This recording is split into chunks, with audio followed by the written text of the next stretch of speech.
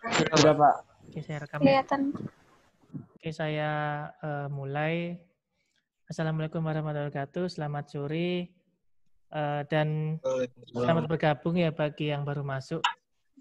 Jadi untuk hari ini karakterisasi material saya akan membahas mengenai RPS dan juga pengenalan karakterisasi material karena mata kuliah ini core-nya material ya. Jadi kan kita prodi itu ada teknik material dan metalurgi. Nah ini berhubungan, jadi teknik material itu berhubungan dengan karakterisasi material, sedangkan metalurgi berhubungan dengan manufaktur atau pemrosesan dari setengah jadi ke barang jadi. Nah karakterisasi material ini kenapa penting? Ya karena karakterisasi material itu kita bisa mengenal suatu logam atau material, baik itu komposit, logam, keramik, dan sebagainya, dilihat dari pengujian atau pengamatan. Nah, jadi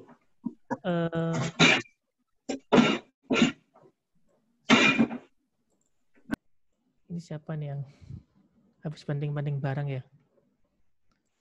Ya, jadi mata kuliah ini diharapkan kalian paham di semester 5 ini. Dan bagi yang ada yang ngambil semester 3, maksud saya 2019 ada sini? Tidak ada ya. Oke. Jadi sekali lagi mata kuliah ini diampu 2 orang. Saya sendiri sebelum UTS dan yang kedua Ibu Nia. Ibu Nia berhalangan karena beliau sedang menyelesaikan salah satu kegiatan penting yaitu lacar. Jadi beliau menitipkan ke saya untuk mengajar di sebelum UTS. Jadi ada 80 orang kurang lebih. Saya nggak tahu di sini masih apakah di drop atau ada yang mengambil kelas lain berubah atau gimana, saya kurang paham. Ini masih ada 67 ya partisipannya. Jadi silakan diajak teman-temannya yang bagi yang belum gabung. Oke, sambil menunggu, jadi kita menggunakan ini ya, LMS, Learning Management System, yang ini baru dikembangkan oleh tim IT dari ITK. Jadi kalian sudah bisa mengakses di kuliah.itk.ac.id. Dan salah satunya di sini fitur terdapat pertemuan 1 sampai 16. Kemudian tiap pertemuan kita bisa mengakses, salah satunya ada buku panduan, kemudian ada buku ajar, kemudian ada RPS, dan juga pemberitahuan atau announcement. Diharapkan di sini kalian update terus, karena kan di sini daring ya, jadi bisa diakses pagi hari, sore hari, atau malam hari. Dan untuk pembelajaran kita bisa menggunakan Zoom atau Google Meet, ya karena Google Meet ini sudah terbatas sekarang ya. Jadi saya beralih ke Zoom, di mana Zoom ini bisa partisipannya bisa lebih dari 100. Kemudian juga Zoom ini bisa dibagi ya untuk room-roomnya. Misalnya saya ingin diskusi kelompok, itu bisa dibagi. Jadi lebih enak ngatur untuk diskusinya dibanding yang Google Meet.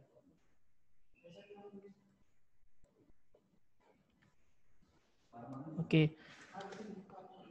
Dan semoga tidak ada masalah ya untuk LMS.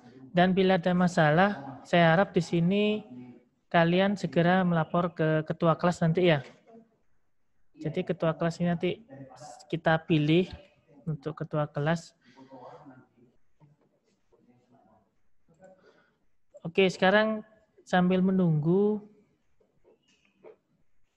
bisa dibuka LMS-nya di sana, sambil dibuka. Kemudian kalian bisa mengecek ada RPS. RPS,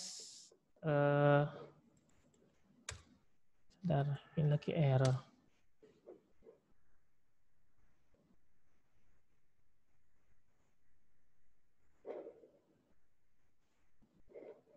Ada yang sudah buka? Ya, di sana kalian bisa melihat RPS dan juga buku ajar. Jadi buku ajar ini saya upload 2 ya. Sebenarnya ada 4 referensi untuk karakterisasi material. Ya, yang 2 lagi proses ya. Jadi karena size-nya besar, mungkin ini agak lama saya upload.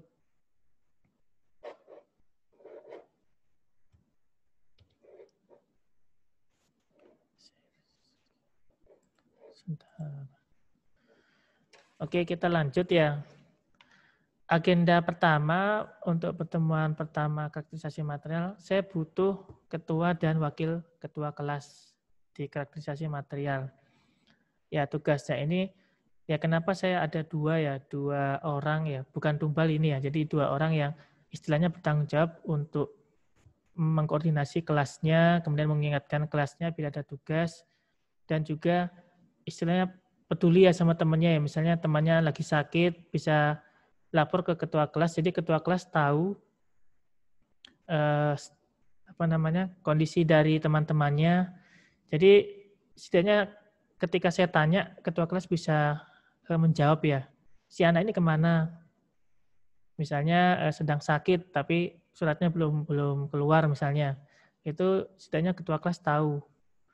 Nah, sedangkan wakil ketua kelas di sini membantu ketua kelas, misalnya ketua kelas berhalangan hadir dan menyemangati teman-temannya untuk ya mengerjakan tugas, kemudian juga mengingatkan. Yang penting 2 orang ini bisa membawa kelas ya, dan juga kelas ini diharapkan dapat bisa bersama-sama untuk mendapatkan nilai yang baik sampai akhir semester. Nah, kira-kira ada yang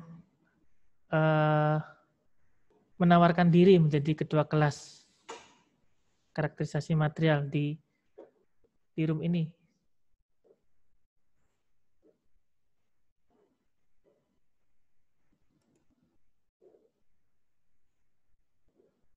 Ada yang menawarkan diri?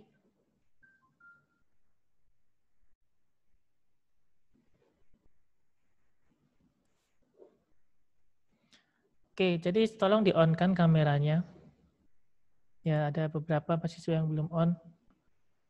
Rizka, kemudian Riris Beteng sudah. Oke. Abian Dava dan lainnya tolong di-on-kan.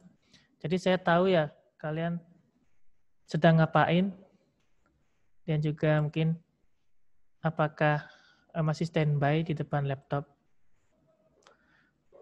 Misalnya kalian ada izin ke belakang ya, apa nanti di chat aja, misalnya izin ke belakang. Jadi saya tahu ya nanti kondisi dari kalian itu apakah sedang di depan laptop atau tidak. Ada yang menawarkan diri jadi ketua kelas di sini?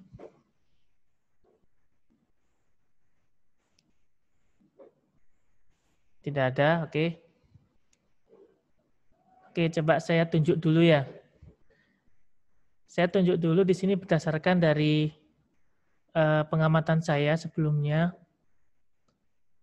Tapi di sini saya tanyakan lagi ke yang bersangkutan apakah bersedia atau enggak. Coba misalnya Muhammad Ilyasin, ada? Muhammad Ilyasin? Ini belum on kamera ya, Muhammad Ilyasin. Oh, berarti nggak ada orang ya? Apa dinyalakan saja Zoom-nya atau gimana? Sarfira Fitra. Oke, kok Halo, Pak. lama Muhammad Ilyasin. Nah, Pak, lagi di jalanin, Pak. Mau pulang dari masjid tadi. Nah, dari masjid. Iya, Sholat Pak. asar. Iya, sholat asar, Pak. Oke, kamu Sebentar, Pak ya. ya fokus dulu lah. Kok sampai masih di jalan? Iya, Pak ya, Pak. Ya, fokus dulu. Terima kasih, Pak. Mohon maaf, Pak ya. Ya. Tadi apa Sarfira Fitra? Ada? Tidak ada. Pak. Oke. Hadir, Pak. Hadir. Ya. Ya, kalau misalnya saya tawarkan kamu jadi ketua kelas, Gimana, apakah kamu bersedia? Kalau misalnya tidak bersedia, alasannya kenapa?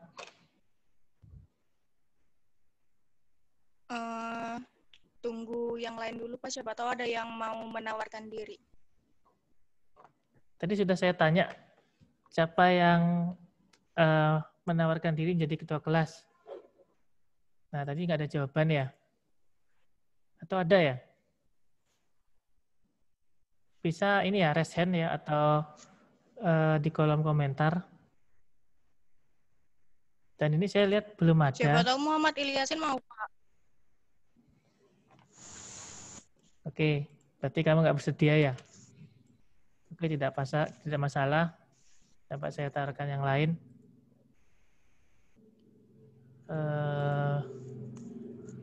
Ini yang saya kenal ya, yang istilahnya mampu. Calvin Kong ada? Iya, Pak. Calvin Kong dosen wali saya ya? Iya, Apa Pak. namanya, anak wali saya? Ya, gimana Calvin Kong? Kira-kira bersedia nggak jadi ketua kelas? Boleh, Pak. Saya coba. Boleh ya? Ya, sekaligus di sini kan memotivasi ya, memotivasi diri sendiri dan juga teman lainnya. Biasanya kalau diberi tanggung jawab ketua kelas itu kan pasti secara tidak langsung itu gimana caranya agar ketua kelas ini baiklah di depan teman-temannya. Jadi kan otomatis akan termotivasi diri sendiri. Berarti setuju ya Calvin Kong ya? Iya, Pak. Oke, Calvin Kong, silakan tunjuk temannya yang menurut kamu mampu menjadi wakil ketua kelas, yang istilahnya bisa mengingatkan, kemudian juga mampu diajak kerjasama. Kira-kira iya, siapa? Pak. Ya, siapa?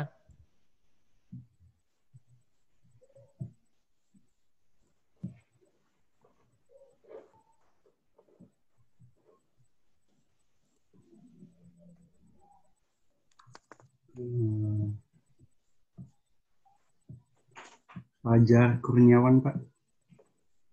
Fajar Kurniawan. Iya, Ada Pak. Fajar Kurniawan? Ada, Pak. Ada. Gimana Fajar Kurniawan? Sedia? Boleh, Pak. Boleh ya? Oke, saya catat ya. Oke, jadi sudah. Coba di mute dulu ya, biar tidak mengganggu. Bagi yang kondisi di sekitarnya ribut, silakan di mute. Oke, jadi sudah terpilih untuk ketua kelas dan wakil ketua kelas. Dan mungkin ada yang ingin disampaikan dari ketua kelas atau wakil ketua kelas kepada teman-temannya. Ya mungkin visi misi atau sebagainya. Ada? Dari Calvin atau Fajar? Dari saya nggak ada sih, Pak. Mungkin Fajar ada, Pak. Oke, gimana? Fajar? Ada? Mohon kerjasamanya aja, Pak. Buat teman-teman. Oke, singkat ya. Singkat dan padat. Ya, jadi ini juga butuh bantuan dari teman-teman Calvin Kong dan Fajar Kurniawan.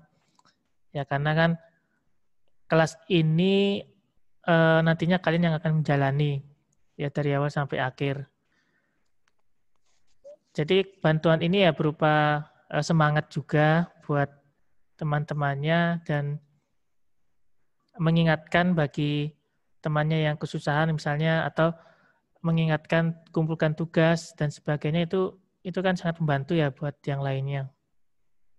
Karena kalau misalnya ada satu orang yang merasa tidak semangat itu kan nanti nilainya jomplang.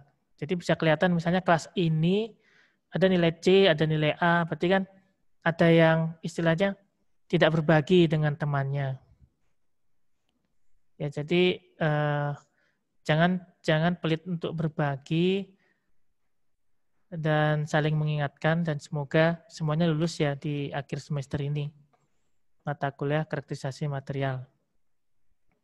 Sebelumnya sudah pernah ngambil mata kuliahnya Bu Nia di sini?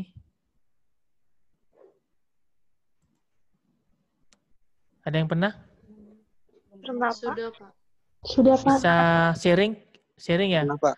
Gimana metode mengajarnya Bu Nia, kemudian apakah ada kesulitan atau sebagainya? Ada yang ingin volunteer menyampaikan? Sulitnya gimana? Sulit karena waktunya sih, Pak. Kadang Bu Nia ngasih waktunya terlalu mepet. Waktu apa maksudnya? Presentasi atau waktu apa? Waktu pengerjaan tugas gitu biasanya, Pak. Oh, tugas. Oke. Ada yang lain?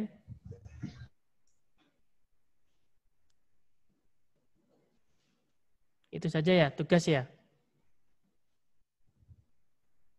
Jadi saya berusaha untuk menyesuaikan dengan ritme pengajar lainnya ya, terutama yang tim teaching. Jadi ini baru pertama kali saya mengajar tim teaching dengan Bu Nia.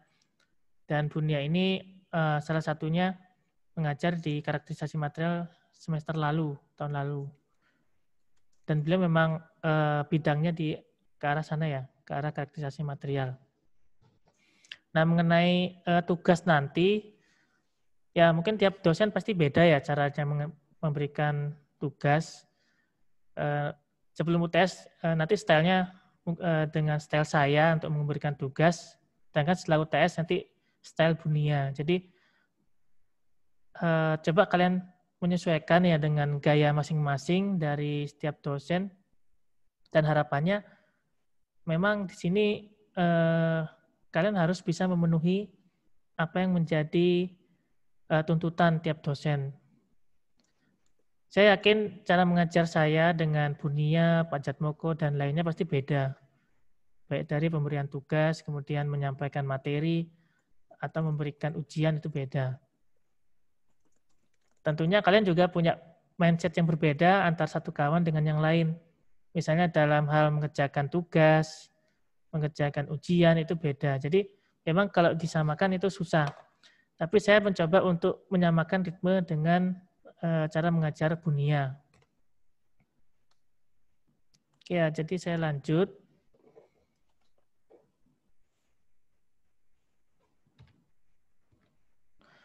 Oke, saya ke pembahasan RPS.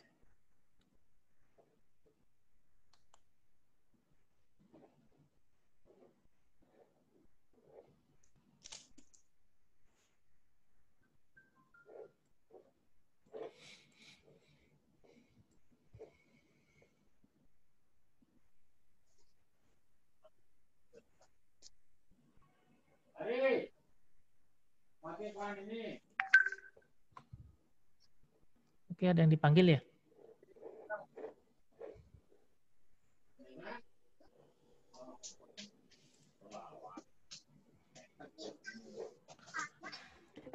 Tolong di-mute ya. Misalnya ada di sekitarnya itu ribut atau semacamnya, silakan di-mute. Atau saya mute aja ya.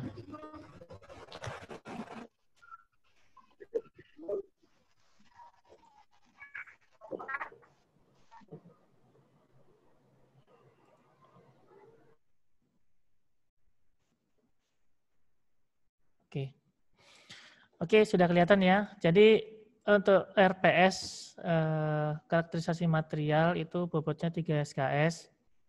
Dan ini ada di semester 5. Jadi untuk CPL-nya diharapkan ada sikap, ada kemampuan umum, kemudian ada pengetahuan, dan juga ada keterampilan. Ini silakan dibaca. Pada intinya di sini untuk karakterisasi material yang mencirikan prodi, itu ada KK1 yaitu mampu menganalisa komposisi, struktur, sifat material melalui proses karakterisasi secara akurat dan dapat dipertanggungjawabkan. Kemudian yang keempat, KK4 itu mampu menentukan metode inspeksi dan analisa kegagalan pada material secara sistematis dan dapat dipertanggungjawabkan. Nah, untuk CPMK-nya di sini yaitu mahasiswa mampu menginterpretasikan hasil karakterisasi material dengan tepat. Ya, jadi dari CPL dan CPMK ini dimaksudkan agar kalian harus lebih mengenal yang namanya material. Itu ada dari komposisinya, kemudian dari sifat mekaniknya, kemudian dari sifat optiknya. Nah, dari sifat-sifat itu kalian bisa menentukan apakah material ini mampu misalnya diberi beban yang berat, kemudian dijadikan struktur bangunan, ya, atau komponen struktural, atau mungkin jadi komponen mesin, ya, misalnya komponen mesin pada mobil atau pada motor dan sebagainya. Nah, tentunya itu ada semacam karakter, ya, tiap material pasti ada karakternya masing-masing. Nah, jadi deskripsi ini, deskripsi singkat mata kuliah. Jadi nanti kalian dihadapkan yang namanya instrumen karakterisasi. Itu ada Microsoft Optik, ada SIM, ada XRD, ada juga FTIR dan sebagainya. Yang dimana tiap instrumen itu diperkenalkan bagaimana prinsip kerja. Ya, bagaimana SIM itu bisa mendeteksi morfologi logam A misalnya. Kemudian bagaimana bisa kok kelihatan batas butirnya menggunakan mikroskop optik. Itu kan tidak serta-merta langsung muncul. Itu ada semacam prinsipnya seperti apa sehingga muncul yang namanya morfologi dari suatu material. Jadi bahan kajian di sini ada 5. Yang pertama materialografi, itu ada struktur makro, ada mikro, kemudian yang ketiga mikroskop optik. Nah, ini yang kita sudah punya, ya, mikroskop optik di lab, yang sering jalan-jalan ke lab itu sudah melihat mikroskop optik. Nah, sedangkan untuk morfologi, ya, morfologi di sini ada SIM, ada TIM.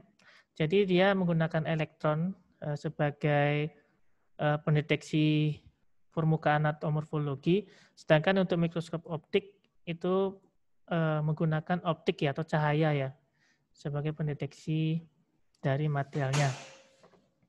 Ada juga di sini stereologi, itu ada grain size, ada distribusi fasa, ada juga spektroskopi, itu ada UV vis, FTIR, UES, AS, sedangkan untuk thermal, TGA, DSC, sedangkan untuk analisa fasa dan kristal ada XRD.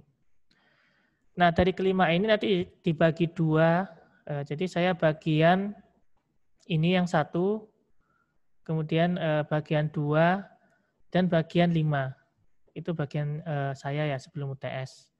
Sedangkan untuk 3 dan 4 nanti bagian Ibu Nia setelah UTS.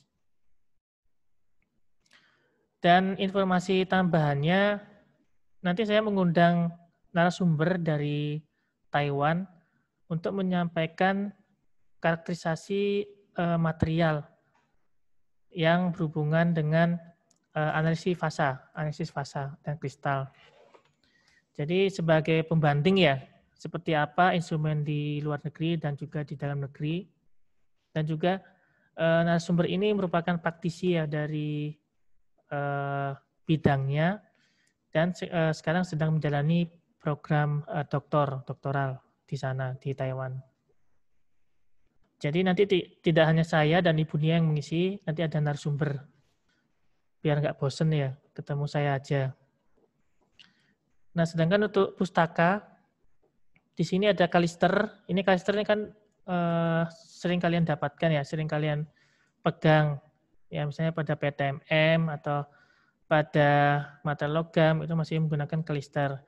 Nah, sedangkan yang lebih spesifik ini ada namanya Brandl dan kawan-kawan, itu mengenai Encyclopedia Material Characterization. Ini bisa kalian akses di LMS, sudah saya masukkan di sana dan bisa kalian akses kapan saja. Nah, untuk pendukungnya di sini ada SN Handbook volume 10, ada juga dari Crash Misinov 1996. Untuk media pembelajaran di sini ada 3 ya. Kuliah.idk, Google Classroom, dan juga Zoom atau Google Meet. Jadi ini kuliah daring, tidak ada tatap muka. Semoga bisa efektif ya walaupun tidak tatap muka. Untuk peta konsep ini mengikuti dari bawah ke atas. Jadi kalian perlu memahami yang namanya materialografi dulu, kemudian morfologinya seperti apa, yang dari SEM tadi ya, SEMTM, kemudian SRD, spektroskopi, thermal, kemudian CPMK. Itu untuk peta konsep. Kemudian untuk peta kompetensi, jadi ini diharapkan mampu menjelaskan yang pertama karakterisasi materialografi, kemudian morfologi, analisa fasa dan kristal ya sampai ke atas. Jadi ini tahapan-tahapan yang perlu dipahami dulu sebelum kalian mampu menginterpretasikan hasil karakterisasi material dengan tepat. Nah ini untuk RPS ya, yang sudah saya buat per minggunya. Jadi untuk minggu pertama kita perkenalan dulu, perkenalan tentang mata kuliah karakterisasi material. Jadi ini belum saya detailkan ya untuk ke materinya. Nah untuk minggu kedua, jadi minggu kedua kita pembelajarannya asinkron, yang artinya saya akan mengirimkan video pembelajaran ke LMS, kemudian kalian akan menonton sampai akhir, kemudian ada tugas ya untuk menjawab dari terkait pemahaman kalian di video yang saya tayangkan. Kemudian yang minggu ketiga itu masih sama mengenai materialografi, cuman pembahasannya ke arah SEM. Maksudnya ke arah perbandingan antara SEM dan mikroskop optik. Ya, jadi apa sih bedanya MO dengan SEM?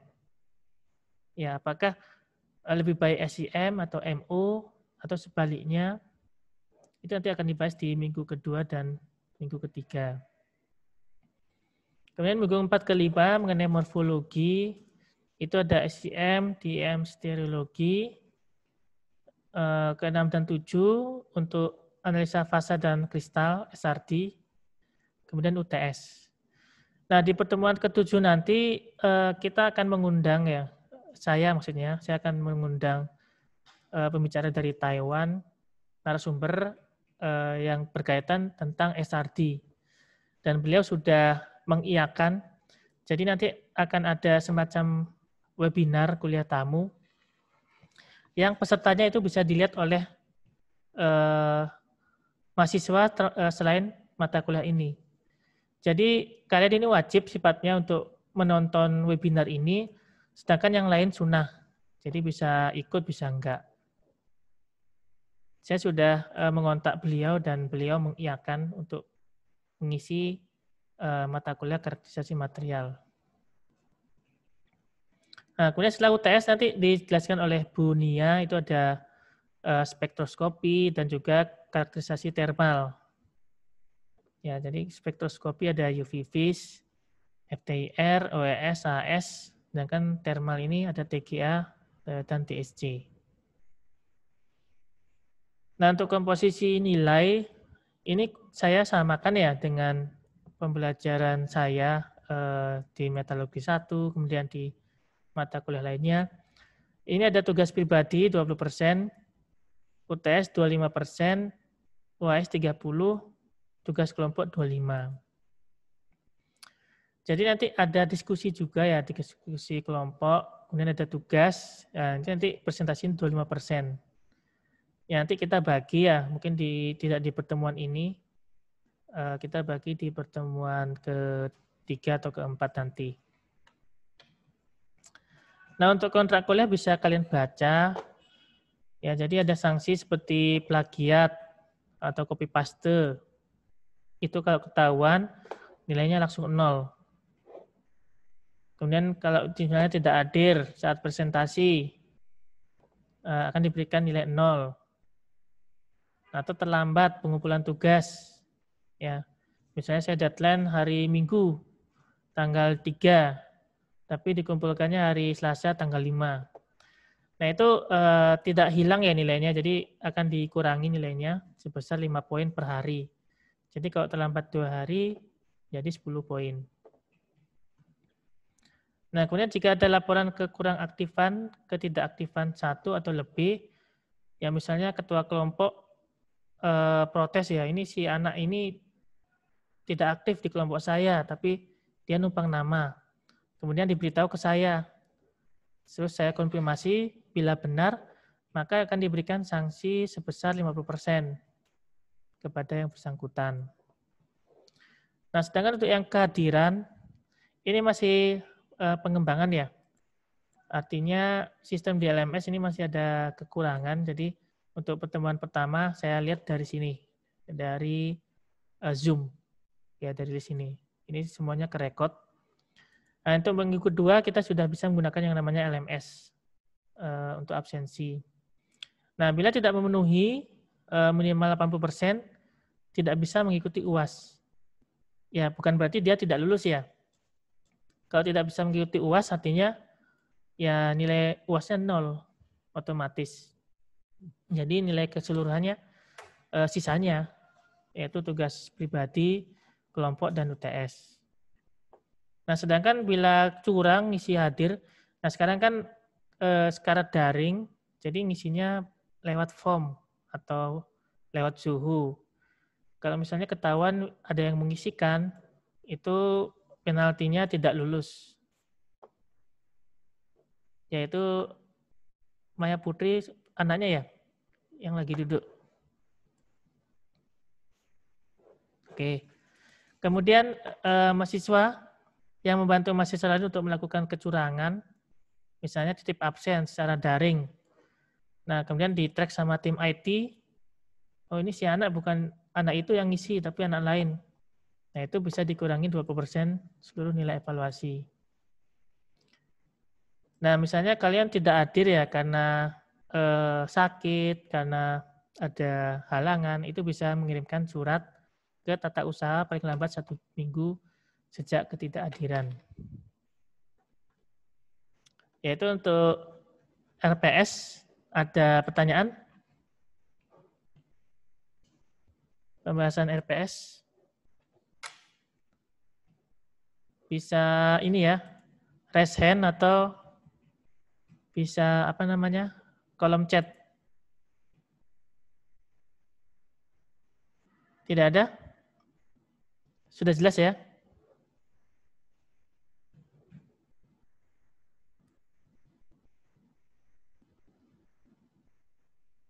Oke, tidak ada ya? Oh, ada nih. Gilang Ramadan. Silakan. Gilang Ramadan.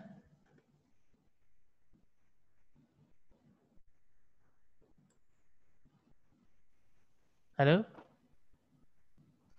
Izin bertanya, Pak. Ya.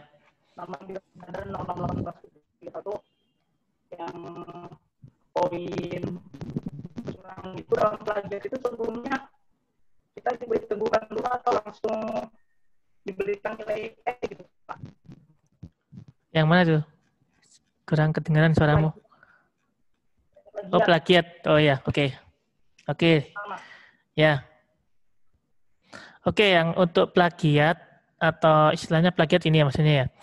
Jadi plagiat itu menganggap bahwa pekerjaan itu miliknya, padahal itu pekerjaan orang lain. Atau bisa dibilang dia nyuri pekerjaan orang lain tanpa sepengetahuan si orang itu. Nah, itu plagiat ya.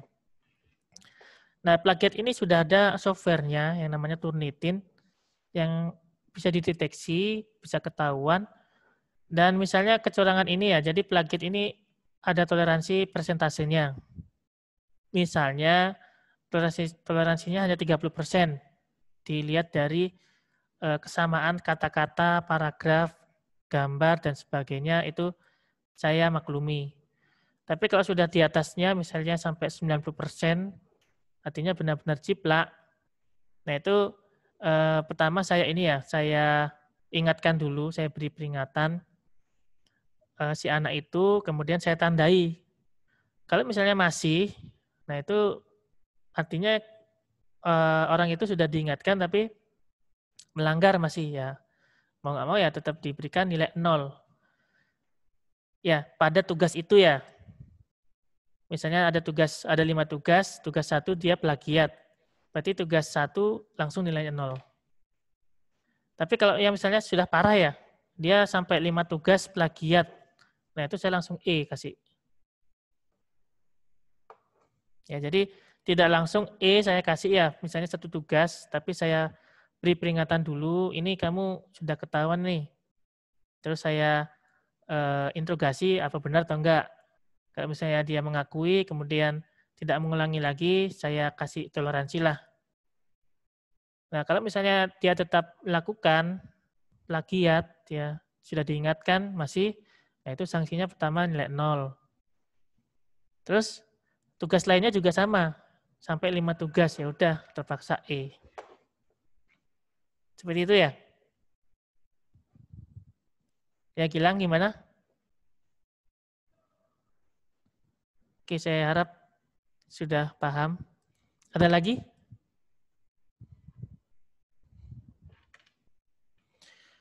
Jadi harapannya ini jadi sinkronus ya seperti ini ya, tatap muka daring. Itu harapannya hanya 50 menit saja. Ya, karena ada riset di atas 50 menit itu kebanyakan sudah bosen atau istilahnya sudah nggak fokus. Ya, jadi di sini kita akan berakhir di tadi dimulai jam 3.50 ya. Berarti jam 4.30. 4.40. Oke, saya lanjut aja.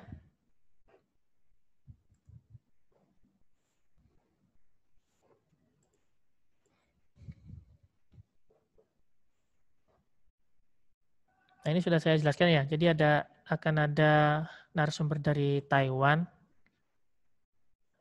Jadi jangan khawatir ya. Beliau tidak menggunakan bahasa Cina. Beliau akan menggunakan bahasa Indonesia untuk menyampaikan. Karena beliau itu teman seperjuangan saya sewaktu S2 di sana. Dan sekarang beliau melanjutkan S3. Oke, saya lanjut ya. Jadi untuk karakterisasi material, di sini ada beberapa hal yang ingin saya sampaikan dulu sebagai bayangan, gambaran ketika kalian menjalankan mata kuliah ini.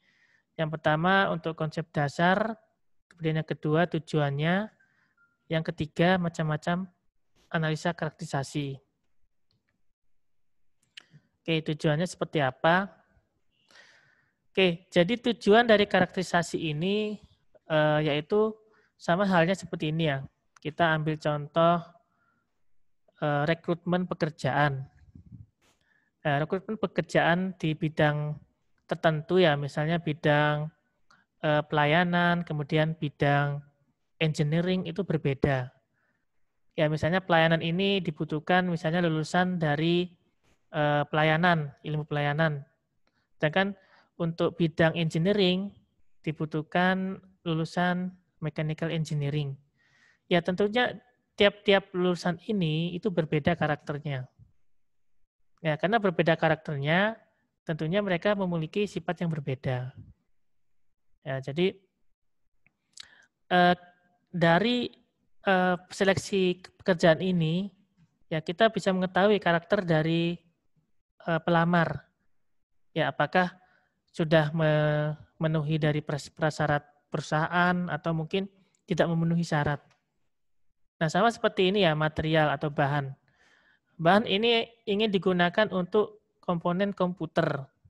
Ya, komputer ini misalnya pada bagian chips yang sifatnya itu panas dan harus tahan panas. Ya, kalau misalnya materialnya dari plastik ya yang mudah terbakar, itu pasti tidak cocok dengan karakterisasi bagian chips komputer. Tapi misalnya untuk plastik ini, misalnya untuk pembuatan botol minuman, ya minuman air misalnya, itu bisa saja menggunakan plastik. Jadi ilmu material itu kita harus tahu dulu ya karakter masing-masing sebelum memutuskan si material ini cocok untuk aplikasi B, material ini cocok untuk aplikasi C dan sebagainya. Nah, makanya di sini ada namanya ilmu dan teknik material bahan, yaitu berhubungan dengan struktur dan sifat atau properti. Jadi material bahan ini mempelajari mengenai pembuatan material berdasarkan properti. Ya, jadi properti ini misalnya hubungan antara struktur dengan properti, desain, dan juga rekayasa material. Nah, secara umum dikelompokkan jadi 6 kategori. Ini sudah kalian dapatkan di ini ya, PTMM, dan juga di, saya lupa yang semester 2, itu ada sifat mekanik, elektrik, termal, magnetik, optik, dan degradasi. Nah, misalnya di bagian kanan ini ya, di sini ada material. Jadi material ini bagaimana merespon terhadap misalnya medan elektromagnetik, kemudian terhadap beban, terhadap kalor, terhadap foton. Misalnya material ini dibutuhkan material yang kuat ya untuk penyangga bangunan misalnya. Kalau misalnya material ini loyo ya atau istilahnya tidak mampu menahan beban, ya berarti respon terhadap bebannya kurang. Atau respon terhadap kalor. Dia gimana menyerap panasnya, kemudian kemampuan menerima panas. Misalnya dia mudah meleleh, tidak tahan panas ya. Berarti tidak cocok dibuat material tahan panas. Ya, jadi dari respon-respon inilah akhirnya dibentuk yang namanya sifat tertentu, misalnya sifat mekanik dari beban, kemudian elektrik bisa dari elektronnya, kemudian termal dari kalor, dan juga optik misalnya dari cahaya dan sebagainya. Nah, jadi apa sih yang dimaksud dengan karakterisasi material? Mengapa perlu karakterisasi material? Dan apa saja peralatan yang digunakan?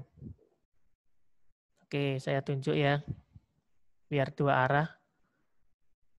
Coba yang tadi ya, Ilyasin sudah selamat ya di tempat? Maksudnya sudah sampai?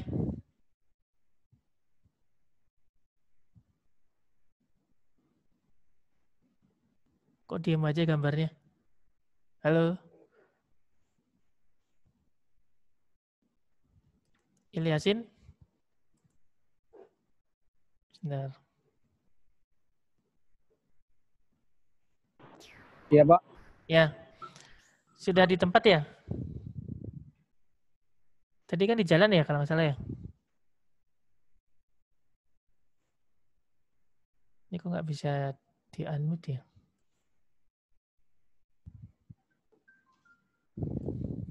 Oke, yang lainnya. Andreas Noval.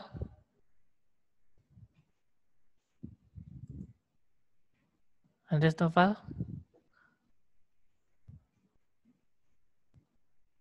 Kok nggak jawab? Sebentar. Apa harus saya unmute ya?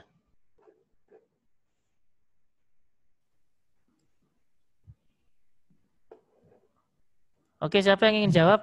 Silakan. Apa yang dimaksud dengan karakterisasi material menurut pemahaman kalian?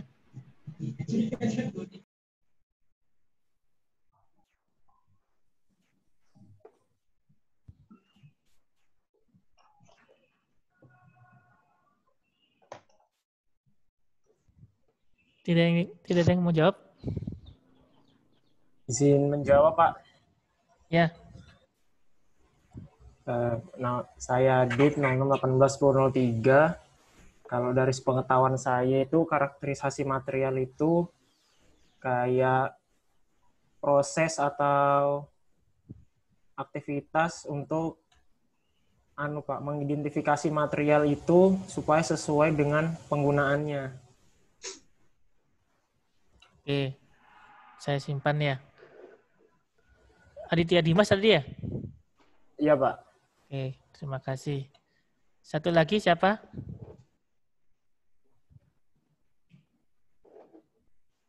Mengapa perlu karakterisasi material? Siapa yang ingin jawab? Saya Pak Arjudita 0612. Jadi mengapa perlu karakterisasi material? Karakterisasi material itu diperlukan untuk mengetahui struktur, baru sifat mekanik suatu material. Jadi apabila kita ingin mengaplikasikannya ke sebuah komponen atau sebuah alat, itu dapat sesuai dengan fungsinya, Pak. Terima kasih. Oke, terima kasih ya Junita. Kemudian yang ketiga, apa saja peralatan yang digunakan? Siapa yang ingin mau jawab?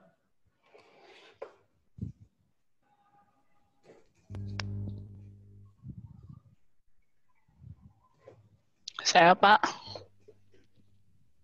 Ya, silakan. Halo? Ya, halo. Silakan dijawab. Oh ya. Nama Gilang Ramadan, NIM 081231. Jadi alat yang biasanya digunakan yaitu biasanya XRD, SIM, atau TI dan TIM. Itu aja, Pak. Saya tahu. Oke. Oke, saya mute dulu ya. Oke ya. Jadi yang dimaksud dengan karakterisasi material, ya jadi kurang lebih sama tadi ya, coba dari siapa temanmu itu. Jadi mengidentifikasi suatu material ya dari fisiknya, kemudian dari kimianya, mekanik, termal, dan sebagainya. Jadi harapannya dari mengetahui karakter masing-masing, itu kita bisa membandingkan ya dengan yang lain untuk memenuhi dari syarat yang dibutuhkan. Misalnya material tahan api, ya harusnya tahan panas ya. Kemudian juga material anti korosi, ya harusnya dia ketika kondisi lingkungan korosif, dia bisa memproteksi diri. Nah, jadi di sini bisa berupa pengujian, pembanding, dan juga pengamatan visual. Kemudian mengapa diperlukan? Ya, jadi sama ya juga kurang lebih tadi jawabannya. Jadi untuk mengetahui karakter dari masing-masing material, itu seperti mekaniknya, elektronik, dan termal. Kemudian juga sebagai prediksi ya dari proses reaksi kimia. Dan juga di sini ada heat treatment, pelakuan mekanik lainnya. Kemudian yang kedua, apa saja macam-macam analisa karakterisasi. Ya tadi yang disampaikan Gilang itu kurang lebih sama ya. Jadi ada namanya teknik mikroskopi. Itu ada optik, ada elektron. Elektron ini bisa SCM atau TM. Dan untuk spektroskopi, di sini ada SRAF, FTIR, UV-Vis, ITS, OES. Nah, nanti dijelaskan ya detailnya seperti apa. Nah, untuk termalnya itu ada TSC, TGA, untuk difraksi ada SRD. Ini yang akan kalian temui ya. Biasanya akan kalian sadari ketika TA. Oh, saya akan berhadapan dengan mikroskop optik. Oh, saya akan berhadapan dengan FTIR, TGA, dan sebagainya. Jadi, pasti akan kalian temui ya, saat TA atau sebelum TA. Oke, jadi kurang lebih seperti itu ya untuk mata kuliah karakterisasi material. Sebentar. Jadi nanti saya tunjukkan juga ya, tidak hanya menguji ya, jadi kita menganalisa dari sifatnya itu, apa yang bisa kita dapatkan dari hasil analisa. Misalnya seperti ini ya, SRD. SRD itu berupa difraksi, yang dimana akan menunjukkan pik-pik dari analisa yang didapatkan. Nah, pick itu pasti perlu mengetahui ya, seperti apa sih maksud pick ini. Apakah setelah kalian sudah dapat pick artinya sudah selesai? Tidak ya. Jadi ada analisa lebih lanjut, kita bisa menggunakan yang namanya PDF atau JCPDS. Nah, JCPDS ini sebagai referensi ya. Misalnya pick ini, pick 20,5 misalnya, itu menunjukkan dari fasa Fe2O3. Kemudian ada pick 80, itu menunjukkan fasa tertentu, misalnya CU2, SO, dan sebagainya. Nah, dari pick-pick ini kemudian dianalisa lagi, bahwa artinya dari hasil SHD menunjukkan bahwa sampel ini benar-benar amorfus, misalnya seperti itu. Ya, jadi tidak hanya menguji, mengamati, tapi menganalisa. Ada pertanyaan? Itu untuk pengenalan.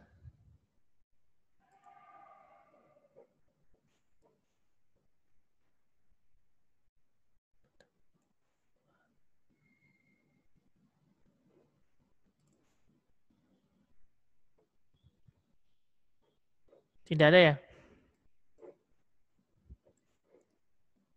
Ini kok susah ini.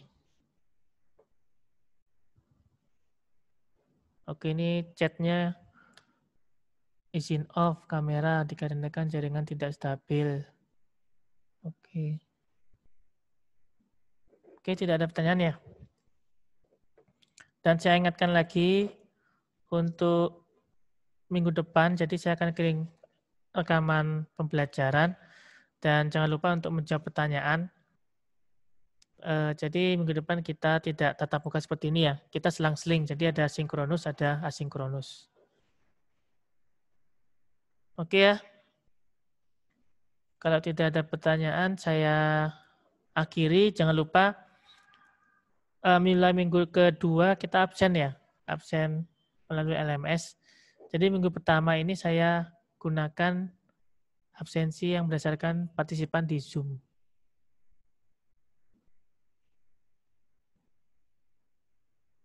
Ini ada 76 ya kalau dikurangi saya. Sisanya ada yang tahu ya kemana ya? Yang 4 orang.